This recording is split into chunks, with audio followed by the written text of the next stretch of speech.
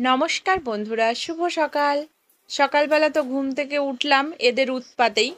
এরা এতটা উৎপাত করছিল, প্রচুর আওয়াজ করছিল, ঘরের চালের ওপরে লাফিয়ে লাফিয়ে এদের উৎপাতে উঠেই গেলাম।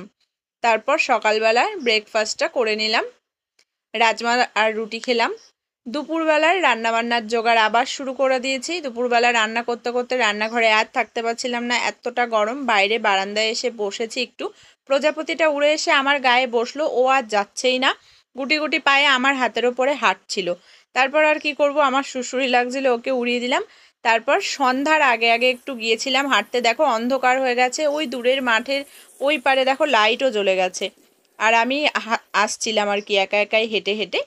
তারপর এই যে দুধ আনতে গেলাম, ওকে ভেবেছিলাম আজকে খুব আদর করব, ও ঘুমাচ্ছে আর ওকে ডিস্টার্ব করিনি। বাড়ি এসে আজকে একটু মুরগি বানিয়েছি। আমার ভিডিওটা তোমাদের কেমন লাগলো জানিও, ভালো লাগলে একটা লাইক করো। Tata bye.